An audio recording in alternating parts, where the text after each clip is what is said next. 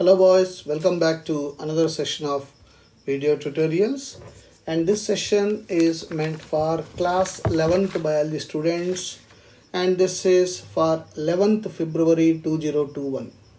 As we all know that we are into the revision mode, and this time around we are revising the entire syllabus in the form of CBSE sample papers.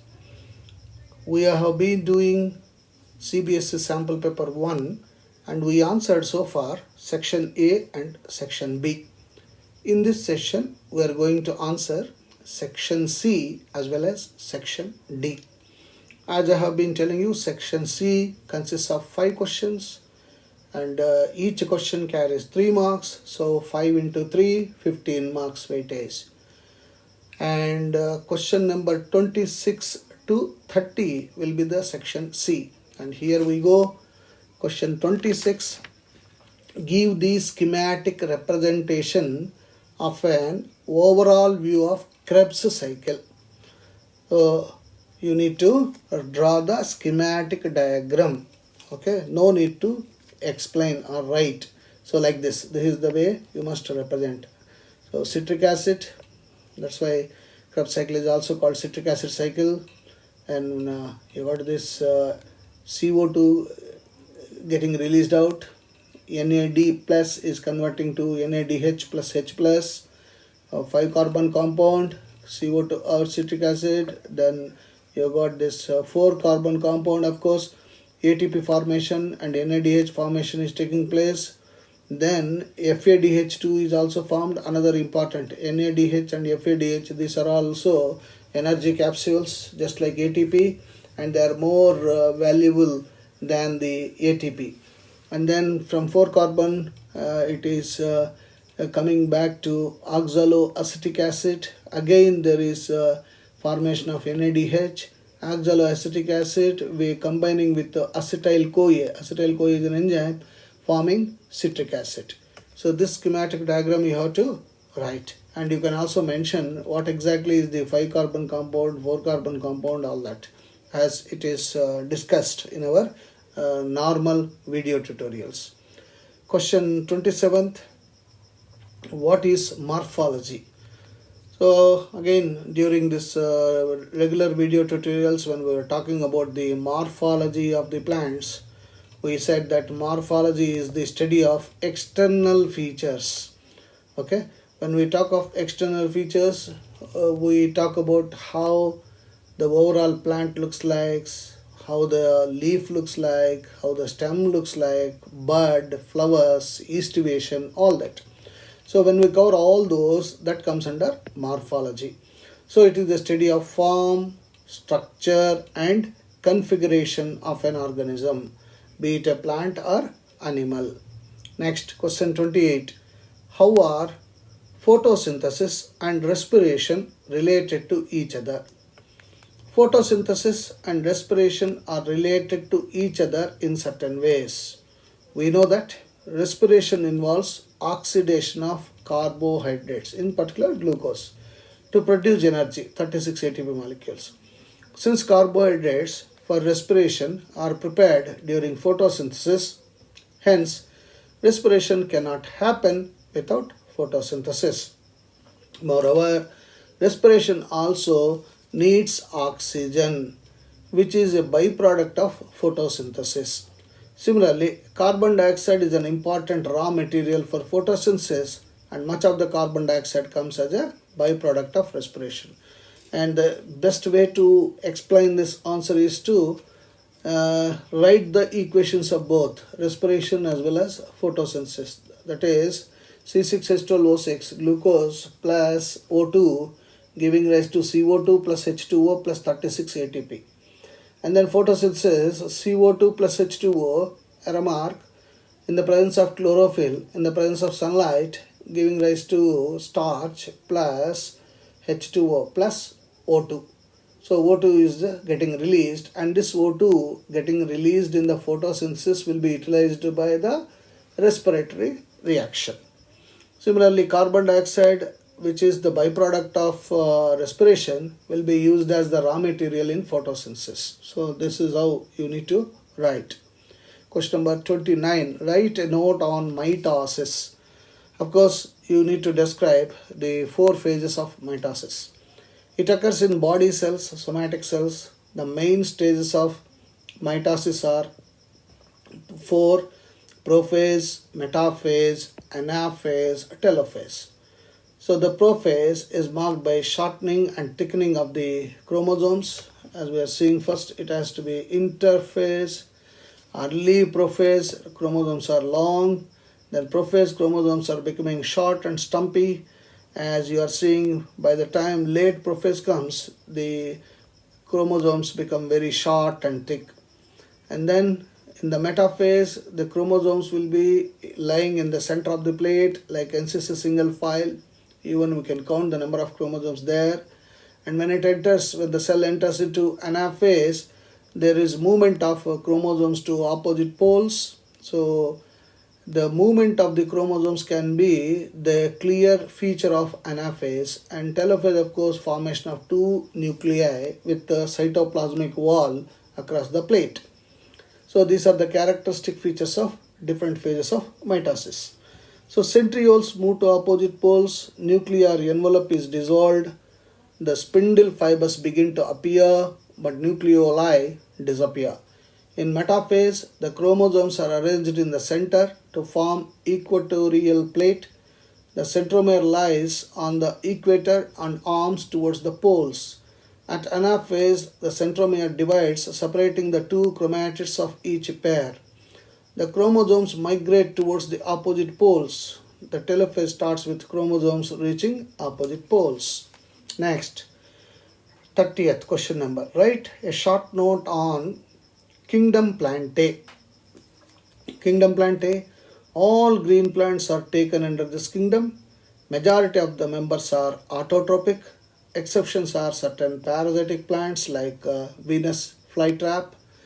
Plants show alternation of generation. This is a feature, that is, at one phase there will be sporophytic form and then followed by sporophytic and genotypic. Okay, so there is alternation of this sporophytic phase and gametophytic phase.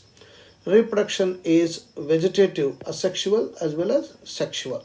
Next, kingdom animals. Animals are mobile, they move from place to place. They show holozoic nutrition, that is, they ingest their food and break complex food substance into simple compounds.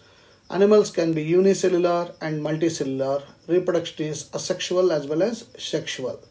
And bacteria are unicellular. Among bacteria, there are certain species which are believed to be on Earth since life began on the Earth. Bacteria can be beneficial as well as harmful to humans. Nutrition is heterotrophic as well as autotrophic. Next, lichens.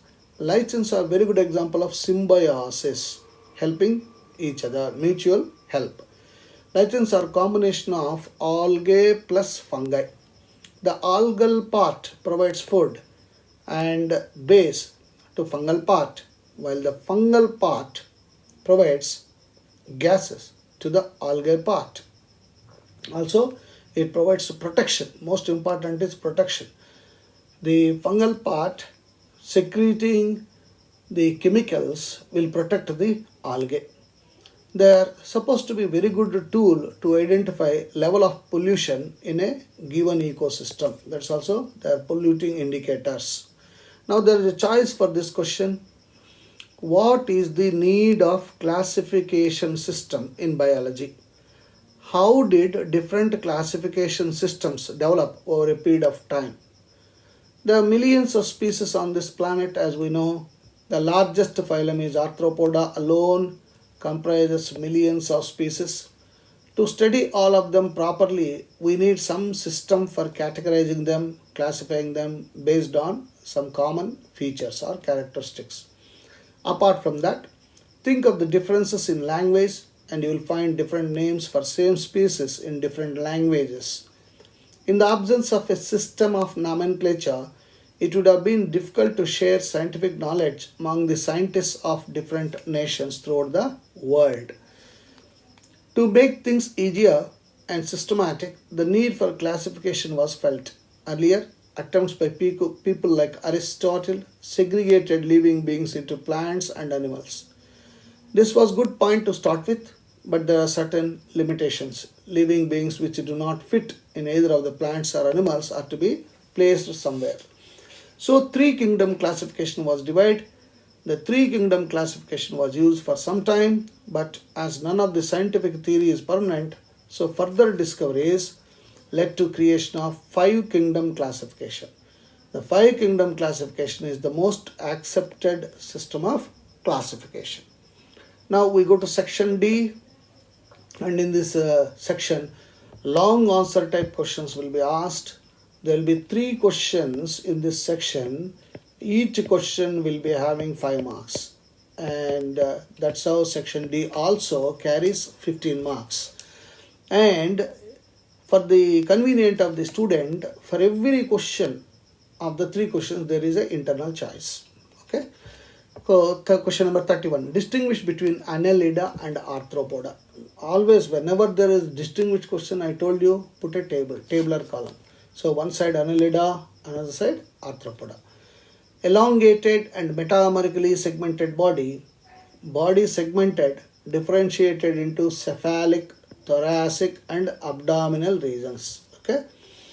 Appendages born on the body segments. Appendages may be segmented or jointed. That's why Arthropoda. Setae are present. Setae are absent. In place of setae, legs and wings are present. The body will be dermomuscular. The body wall is not dermovascular. Body cavity, coelom is present. The body cavity is coelom. Body cavity is filled with heme, so hemocoel, white liquid. The respiratory pigment is hemoglobin. Respiratory pigment is absent. That's why white blood. Blood is red. Blood is colorless or bluish. Blood vascular system is closed type because blood flows through arteries and veins. Here it is open type. There are no blood vessels. Cilia and nephridia are present. Cilia and nephridia are absent. In place of that, well-developed systems are there. And no exoskeleton. Exoskeleton is made up of chitin. Chitinous exoskeleton. Next. Choice. Describe the key features of Mammalia. Discuss how these features enable them to be at the top of the evolutionary pyramid. So the key features of Mammalia, our own group. Unique characters. The most unique mammalian characteristic feature is the presence of milk producing glands, that is mammary glands, by which the young ones are nourished. They have 2 pairs of limbs adapted for walking, running, climbing, burrowing, swimming or flying, bipedal motion. The skin of mammals is unique in possessing hair. External ears or pinna are present. Different types of teeth are present in the jaw. Circulatory system, heart is 4-chambered. They are hemiothermous. Respiration is by lungs. Reproduction, sexes are separate, male sex and female sex, and fertilization is internal. They have viviparous with few exceptions, and development is direct. Right? Mammary glands enable animals of this class in nurturing the progeny for a longer duration. This helps in preparing them in a better way in the ways and means of survival. In other words, they get trained in getting food and selecting partners for reproduction. In higher mammals, forelimbs are utilized for grabbing things which enable them in handling objects. Especially in human, the opposite orientation of thumb compared to other fins, thumb development, is manipulating the tools. Larger mammals can see up to great distance because of the limbs enable them to hold their eyes on higher plane. This helps them in sensing danger and opportunity from greater distance so that they can react accordingly. Presence of hair on the body gives better insulation against temperature, so most of the mammals can survive in variety of environmental conditions. Majority of them viviparous. They don't lay eggs, instead they give birth to young ones. This means there is lesser strain on the body of the female and longer lifespan for her. Moreover, this also ensures that offspring can be very large. Heart is four-chambered. There is a complete segregation of oxygenated and deoxygenated blood. Okay, the septa. This more efficient mode of exchange of gases. This enables mammals to do more vigorous physical activities. Presence of teeth enables mammals to ingest more variety of food. So mammals can be herbivorous, carnivorous, omnivorous. This enables mammals to utilize more natural resources compared to other. Presence of external ear helps them in catching sound waves from a larger distance. Once again, the advantage of sensing opportunity and danger from a larger distance. This gives ample reaction time to mammals. They are homeothermous, which means they cannot control their body temperature and don't have to depend on external environment for that. No matter what is the environmental condition, osmoregulators are there. Question 32. What are gums made up of? Is Fevicol different? Gums are polysaccharides of natural origin capable of causing large viscosity increase in solution even in small concentrations. Fevicol is a synthetic glue. These adhesives are a mixture of ingredients, typically polymers, dissolved in solvent. As the solvent evaporates, adhesive becomes hardened. Depending on the chemical composition of the adhesive, they will adhere to different materials to greater or lesser degree. These adhesives are typically weak and are used for household applications. Whenever such questions are there, it is better you go for the choice because these are vague answers. Hence, try to attempt a question which demands a specific answer and within the required time. Do not write a story like mammals. It should be always point-wise. The choice explain the composition of triglycerides. Triglycerides are the predominant component of most food fats and oils. The minor components include mono and di or biglycerides, free fatty acids, phosphatides, sterols, fatty alcohols, fat-soluble vitamins and other substances. A triglyceride is composed of glycerol and three fatty acids. Ester bonds form between each fatty acid and the glycerol molecule. So general structure of triglyceride is shown here.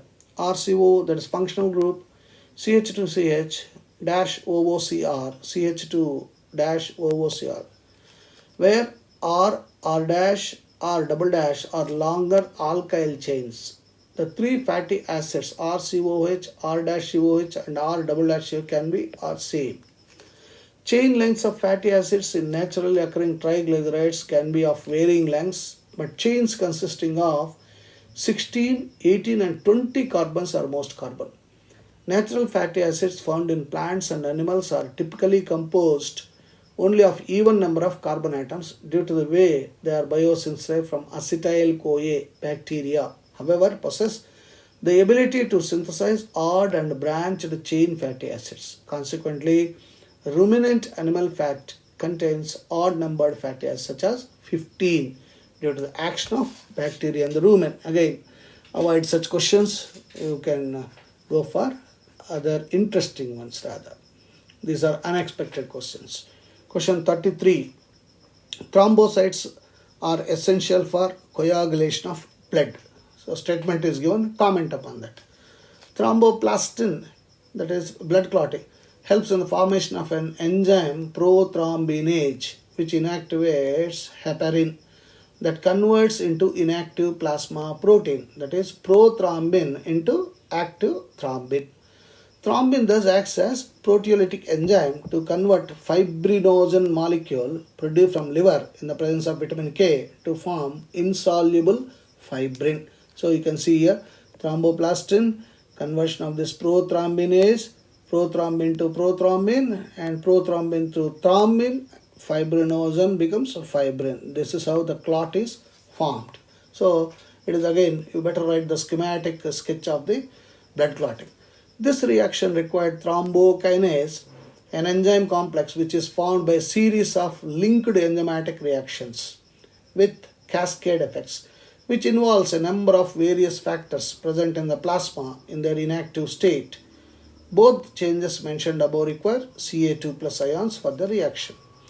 These fibrin monomers polymerize a long sticky fibers. the fibrin threads form the fine network of threads called fibrins, in which dead and damaged formed elements of blood are trapped. This finally leads to formation of a clot or coagulation. That's why we say blood coagulation, which is dark reddish brown scum formed over the surface of the injury. Now again, you got a choice in this last question.